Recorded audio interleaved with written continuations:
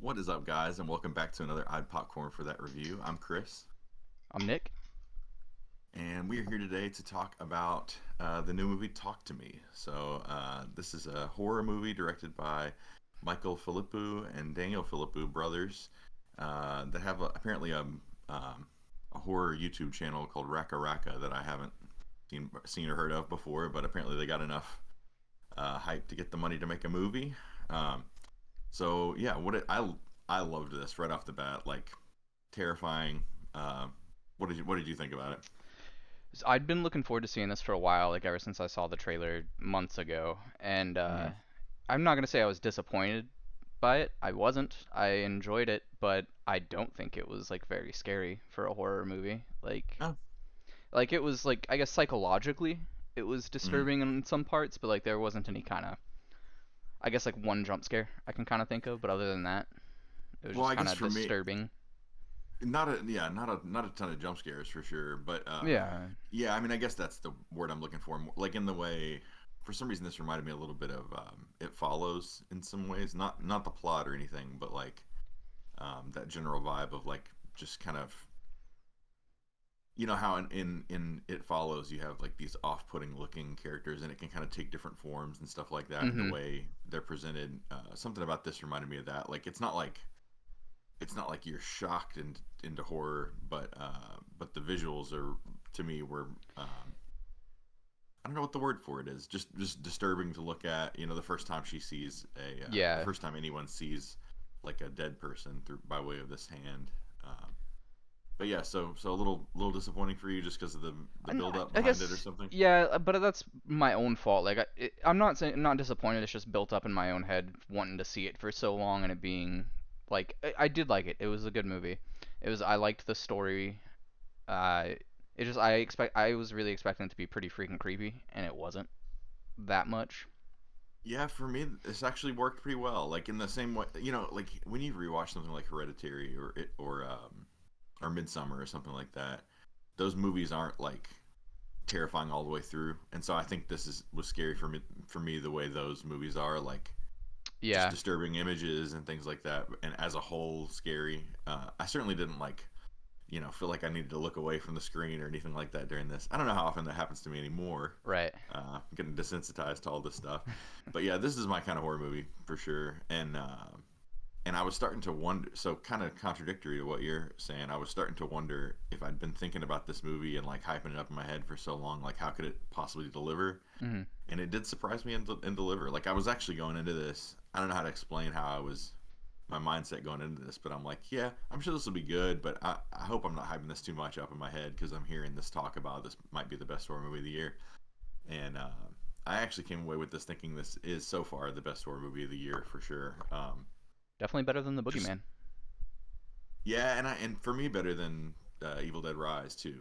Um, Yeah. that was good, uh, but this is like just just kind of exactly my taste. So yeah, this worked for me well. So a little bit about the story, if you don't know, it seems like the trailers are kind of everywhere right now, but maybe that's just the kind of stuff that gets sent my way. But a little bit about the story. You basically got this girl who is your uh, main character. I'm forgetting her name right now. Mia. Mhm. So Mia's your main character, and she's kind of dealing with the death of her mother from 2 years ago. Uh, and it seems like it was like a drug overdose, like accidental drug overdose. Took too many sleeping pills, and she's got a strained relationship with her father.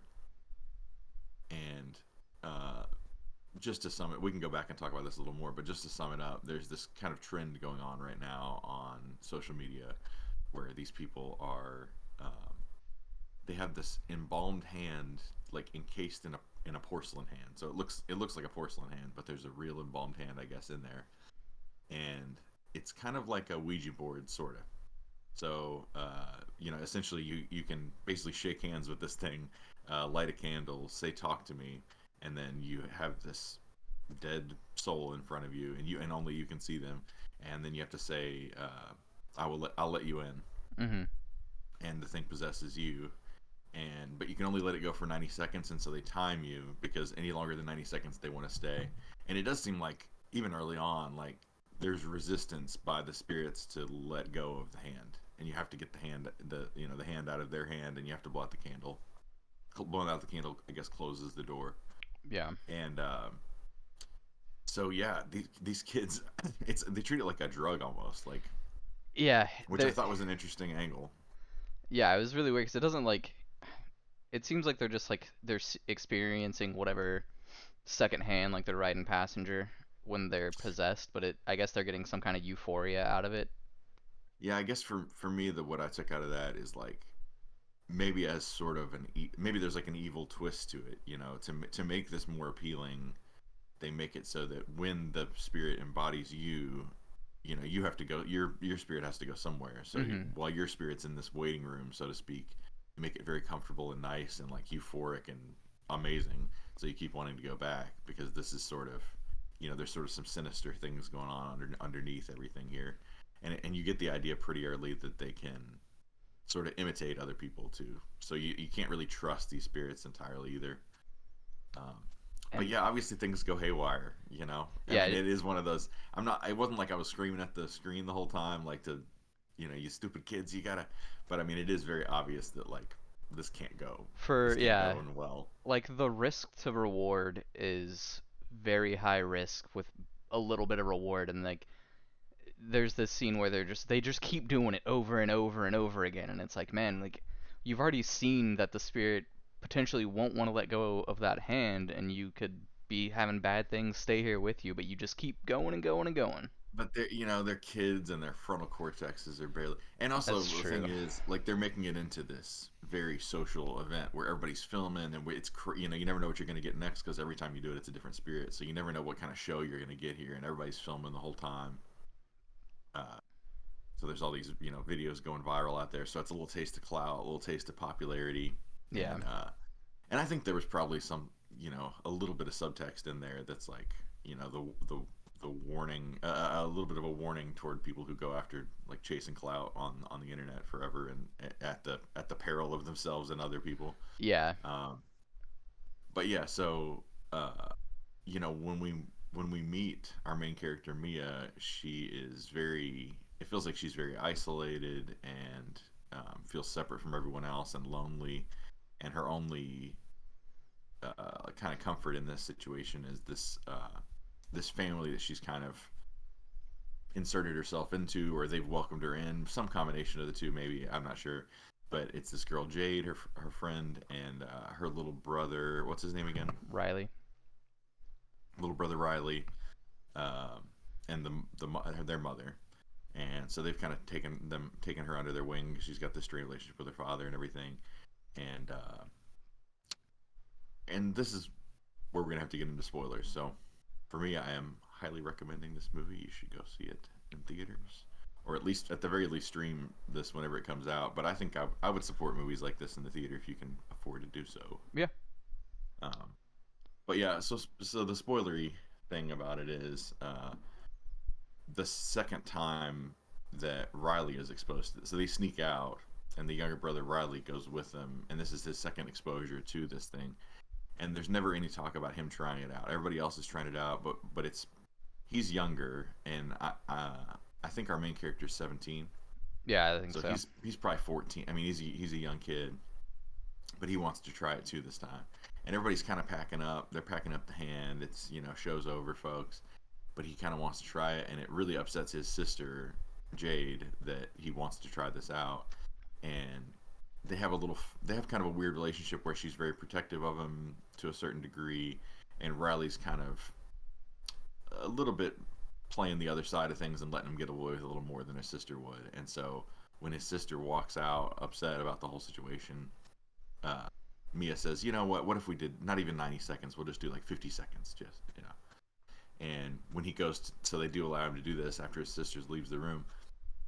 And when he does it, I kind of saw what was Me coming. too. Yeah. Eventually we're gonna run into her mother because she's got these questions for her mother about and like the nature of her death and stuff. And so you don't see it, but he looks over and he's like obviously shocked and kind of glances over at Mia, and you get the idea. I think you think you're supposed to get the idea that this is Yeah. her mother, and he says, "I let he lets her in." and she's immediately crying and apologizing to Mia and everything and saying that she didn't mean to do this and she didn't mean to hurt anybody. But what I took it to mean, and you might have a different interpretation of this, but what I took it to be is eventually like all the spirits are sort of clamoring. He kind of gets overwhelmed by other spirits besides her mother, Yeah, and it was a little is that the confusing way? because it's like they've never shown any this happen to anybody else. It's always been like you see the one spirit, and it's always a different spirit every time. So it's kind of like I'm not sure why another one was let in, but maybe that's because so when they the first time that Mia does it when they sneak out and go to the party, Riley goes with them, and then she gets possessed by some lady who drowned or something it looks like, and she kind Mm-hmm. of looks at Riley and he's like she tells him like they like you, and so maybe Yeah, that was it's part like of it. they're after you. Yeah, Yeah. yeah. So maybe for some, maybe something about him being so young, or maybe that there nothing's really. You don't get any reason, at least obviously in the movie, why this happens to him alone. Yeah.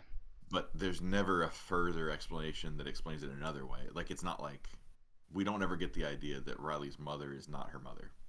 So there You is mean like this, Mia? or Mia's mother is not her Yeah. mother. Because there is like this insinuation that they can fake and look like other people, but that doesn't seem to be the case with Mia's mom. So whatever happened there, it's I guess it's other spirits, but they just overwhelm him, and he just starts smashing his head. This was the most like brutal to watch, I think, part of the movie Yeah. for me. Not again, not like a jump scare at all, but just he's like torturing himself, like smashing his head on the desk and almost pries his eye out. And then there's a scene where he starts they kick him away from the desk so he'd stop banging his head on the desk, and he starts banging his head on like the corner of a bookshelf or something, Mhm. the sharp edge, and really clocks himself good at the end and ends Yeah. up hospitalized. Everything goes to chaos because everybody's obviously traumatized about this hand now. Uh, you know the police show up and are interviewing everyone and all this, and this immediately like severs that relationship tie with her and Jade's mother and everything. And I mean, Jade's mother is extremely angry. Like says she'll call the police, completely blames her for what happened there. And Because I think they all lie to the police and don't say anything about the hand. They just say he I'm sure something they don't. They happened. just say he had some kind of He because had a the mother doesn't breakdown. really know what fully happened either. Like she never gets the full picture of Mhm. what happens. But so Riley now, even though or not Riley, I keep wanting to call Right. the main character Riley, Mia. uh, Mia's now like preoccupied with this hand and coming in contact with her mother, even though it just caused so much craziness and trauma. She kind of sneaks out with the hand in her backpack, and she does her own little seance session at home until she does contact her mother, and her mother says that Riley's in danger and we've got to save him. And I don't know if it's immediately obvious, but at some point it becomes clear that the only way to save Riley, well, it's not immediately obvious because we find out she tries a couple things first. Like the main thing that we try that doesn't end up working is maybe we didn't blow out the candle, so we didn't close the gateway. So they try to do this seance thing with the hand in the hospital, um, and this is after Jade's kind of warmed back up to Mia again. But they go to the hospital together to try this again with Riley. But the problem is he can't even speak. Yeah. His eyes are swollen shut. His mouth, he's not speaking. And And so I all think they can, at this point he's also had like he woke up in the hospital and he's still possessed or something and started smashing the back of his head again. So yeah, he's every like time he wakes up, unconscious again. he's immediately suicidal and self Yeah. harming himself and stuff. So there's no, it's like we have to end the, in this curse or whatever, in this possession. And so they try to do the seance again with the hand in the hospital room, and but all they can do because he can't speak is say like talk to him, and I Mhm. don't think it works that way. It doesn't seem to work that way. Yeah, it didn't seem like it would. So she does her own seance right there and ends up talking to this little girl, and the little girl, she's like, can you find him for me, show me him. And the little girl's like, sure, I'll show you. And she lets her in. The little girl lets Mia into her, Which I thought was pretty cool. which I thought was pretty cool. Like I didn't expect And it, and she's just like, "I let you in, and it's fucking chaos." that's probably the second most or maybe the most horrifying scene is we just get a little glimpse of Riley's soul, I guess, just being like, I assume tortured in hell by a bunch of naked lost souls. I Yeah, assume. I it's mean, kind of it's what it not looked like. nothing's told to you, but it looks like him being tormented, and you get the that's his soul, not his body. So that was a really effective scene to me, and everybody's squirming in their seats in the theater I was in a lot through this movie. Actually, like every scene seemed to work effectively for everybody in the theater I was in for Mm. sure. Like people were like there was a dude next to me, pretty big dude, like curling up on himself during some of these scenes, not able to watch and stuff. So, uh, but yeah, so ultimately what happens is the only way to it looks like the only way to save Riley is to kill him. They're never gonna let him go. And so when Mia decides this is what she's got to do and finds a way to like kind of sneakily get the mother and Jade out of the room so she can have time with him by himself, he appears as like this rotting old man corpse situation, and and her mother's there with her too. And I guess she is being a little. I guess there is like kind of an ambiguity about what the nature of her mother's intentions are and if this is really her mother and stuff because it feels a little sinister toward the end where it's like yeah just push him out into traffic, it's everything's gonna be fine if you just push him Yeah, out into traffic, it's fine. and it's And yeah, so it's not that like if you kill him, we get to keep his soul here forever. It's like no, this will save him. yeah, that's the idea, but it feels like the It intentions are definitely. not good. Yeah. And there's talk other like there's talk previously in the movie about like somebody getting possessed and the possession not ending, and they just ended up going crazy and stabbing everybody, and it was stabbing themselves. And actually that's how the movie starts, is a guy looking for his. We never see these people again. Am I right? I mean, You see Cole, the brother oh, who got stabbed. but yeah, it's a guy like searching through a house party for his brother, and when he finds his brother's all like wounded and stuff in this room, and it's a pretty quick scene, but he ends up stabbing his brother. Like the wounded brother ends up stabbing his brother that came to the party to see him, and then stabs himself in the face in a real. I think that's what happened. I kind of like Yeah. blinked, and it's like I couldn't quite tell what happened at the very end there, but he stabbed himself, Yeah. and that's how the movie starts. But so there is talk about this thing like potentially making you crazy, Yeah, if you go and over the 90 seconds basically is kind of what it says. and uh, and it's there's like this idea that it'll get weaker and just leave the person alone, but that doesn't seem to be happening at all. And so anyway, she sneaks him out. She's got him in this wheelchair. She's about to push him into traffic, and at the last minute, she decides, you know what? I'm going crazy. This is me going crazy. The spirits are like lying to me, telling trying to convince me to do this. And she throws herself into traffic, gets hit by some vehicle, and she's all twisted up, mangled on the ground. And then she's stunned, but she wakes up, and she's walking around and like looking for people, but everything sounds real quiet, like she's almost gone half deaf. Mm-hmm. And she starts wandering through the hospital, and she sees like healed up Riley, Riley yeah. and Jade and the mother, and everybody's looking like everything's going a little better, things are improving and everything. And then and she sees her father in there, which I got to go back to that because I did miss that part. There's a thing with her father, but she sees her father in there, and she's trying to talk to him, and he can't hear her, and he's walking away, and nobody acknowledges her at all, and everything's very quiet. And they start like shutting out the lights everywhere, and everything's just going dark one room at a time, and it's all done with this really good atmosphere, I thought, to it. Like Mm-hmm. there's just like sinister, maybe not sinister, but just really off-putting vibes at the end when they're doing this scene. And at some point she's finds herself in the dark, and the only light is a candle. And I saw this coming too, Yeah. you know but it didn't take away from it. But there's this candle, and she walks toward the candle, and there's a hand extended. She grabs the hand, and it's like some people in another country. I'm not sure where actually, Yeah, I but don't know if it seemed like they're either. doing the same thing. This viral seance trend or whatever. They're doing the same thing with the hand. And I do have like maybe one or two questions about this, but she finds herself staring at this person holding her hand, and he says talk to me, and then he says I let you in, and that's the end credits of the movie. I thought that was a really solid ending, Yeah. and payoff on the ending, and this could have gone in a lot of corny cheesy directions, And I don't think this is a movie that would have worked if like the main character had lived through all of this and everybody just is happy and Yeah, smiling at the end. that's what I was gonna say. Is I'm glad it didn't end. Like, obviously, it's Riley and his family are good, but like it seems like a lot of horror movies, everybody goes through a lot of stuff, and then everything is happy and Everything's good at the tidy. end. So I was Hmm. kind of glad to see something that the main character didn't make it through. Yeah, and and it leaves you with the ambiguity, but it's not that ambiguous. I mean, the only thing for me was like, is there more than one of these hands? Because I don't know how the hand got From Australia to from like it was. I feel from like it was us. like Italy or Spain. I couldn't tell. Yeah, I wish I could tell what the accent was because that would tell us more about it. But unless Yeah, it's like another part of Australia, I'm confused. Unless there's more than one of these hands, could be but more. like, I guess there's just there could be two. Like the other hand of whoever got their hand cut off and entombed in this thing, maybe their other hand You has know the same what? power. I think there. No, okay, no, because I was thinking maybe because the initially it was left hand grab or a right hand grabbing a left hand. Is that what it was?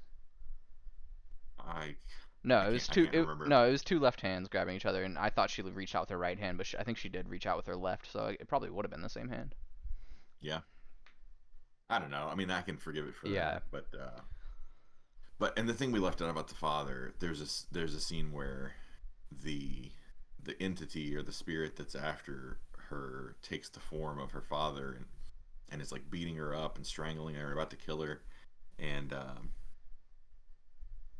her actual father has just confessed to her that he kept her mother's suicide note from her. So he reads off her mother's suicide note and to her. before this, like who the entity that is her mom, or if it's her mom or just like some weird spirit, evil spirit, has Mm-hmm. told her already, like I didn't kill myself, it was an accident, and then he Yeah, reads she's the telling her suicide note. her father's lying to her about the suicide note. He made that Yeah, up so and that she says something. like whenever like the thing that attacks her that looks like her dad, she's like her mom's spirit is telling her like that's not your dad out there. It's not And then him. her and then her so she's the spirit is right about that. It's not her dad, and he comes in and he's beating her and strangling her and everything. And her real dad comes in and she's on the floor being strangled by no one. He goes down there to help her, and in that moment she finally grabs a pair of scissors and stabs him in the jugular, Yeah. and that's her real dad that she stabbed. So the spirit has that kind of like there's one other time that I can't recall right now, but where they use that kind of thing where it's like it looks the foot thing. We got to talk Oh about the yeah, foot yeah. too. But there's a couple times where the spirit is like kind of trickstery or something. Like it's like almost designed to make you look insane. You know what I mean? Mhm. But the foot thing, man. So the boyfriend of which he comes up a lot, and I haven't mentioned him yet for some reason. But Yeah. the boyfriend of Jade is the ex-boyfriend of Mia. So and she's not over, and she after everything goes on with Riley beating himself half to death. Um, she doesn't want to be alone, and she's still seeing these spirits and stuff, and no one else is. So she doesn't want to be alone, and she convinces I can't remember the boyfriend's Daniel, character's I think. name, Daniel. She convinces Daniel to stay the night with her, and so they're sleeping like opposite of each other on the bed, and uh, she has this dream, I suppose, or maybe more like a supernatural dream where it's more than just a regular dream, but she kind of there was a cool camera trick they did actually Yeah. where she's like laying in bed and they tilt the camera and then she just walks out of bed, and so now she was upright, if that makes sense. You don't have to see it to kind of, but they do a cool camera trick there, and she's with um, Daniel. They're together again, everything's happy and everything, and then there's a couple like creepy things that happen I can't remember, and then there's this woman who like crawls is like crawling through the room, and she starts sucking on Daniel's foot in the bed, and she goes over to the this like dead woman to kind of beat her away from his foot, and when he wakes up it's her sucking on his foot in her sleep, and he like kicks her awake, whatever, and she's still like looking for the woman that disappeared in the room, but he's like obviously freaked out by the whole situation, and it causes him even more trouble between hers and Jade. Her friend Jade is the worst kind of friend, by the way. Yeah. Like not a good friend. Get different friends. The Riley kid is like actually a friend to her, And it seems like the mother is a good character in her life, but she is very quick to like make her into an enemy when something terrible happens to Riley. Mm, But Jade is, I don't really think she ever got really redeemed fully in this movie, except, I mean, no, I don't know. She never gets really I redeemed. don't I think mean, so. you can see why she would be upset that Mia's leaving with her brother in the wheelchair and everything, but like that's how it ends with her. We don't really get like a, I don't know. There's no redemption for her exactly. But what else are we missing about this movie? That's about it, right? Yeah, I think that's about it. So what would you give it? You're a little iffier than Uh, me. yeah, I'd probably give it like a 7, 6.5 or a 7. I'm giving out a lot of positive scores this year, but I'm giving this a 9. Damn. Okay. It really delivered on what I wanted out of a horror movie. I like this A24. Not that A24 is making these movies, but they pick in a way that I tend to like a lot, and this landed for me. Mhm. You can tell these guys worked on the Babadook to a certain degree. Like this does not come off like a directorial debut to me at all. I'd I have to don't go think. through some of their YouTube channel and see what they've made before, but these guys really seem like they have some movies under their belt already. So I was impressed for directorial debut for sure. Yeah, I can agree with that. Like, it didn't seem like somebody's first foray into filmmaking. So And the main actress is a standout for me. yeah. The girl who played Mia, should find her name, Sophia Wilde. This is her feature film debut as well. Oh. Um, so really impressive. What's up? Oh, I just said oh. I didn't know that. Oh, yeah, yeah. So yeah, the next thing we're about to review is They Clone Tyrone, the new movie that just dropped on Netflix. So that'll be coming up very shortly. And if you like this kind of thing, remember to like below. It helps us out a lot. And share it with your friends. And if you haven't subscribed yet, please do so. We got more viewers than we got subscribers. So if you haven't subscribed yet, please do. Please, please do it. Yeah. So anyway, thanks for watching as always, guys. And we'll see you in the next one. See ya.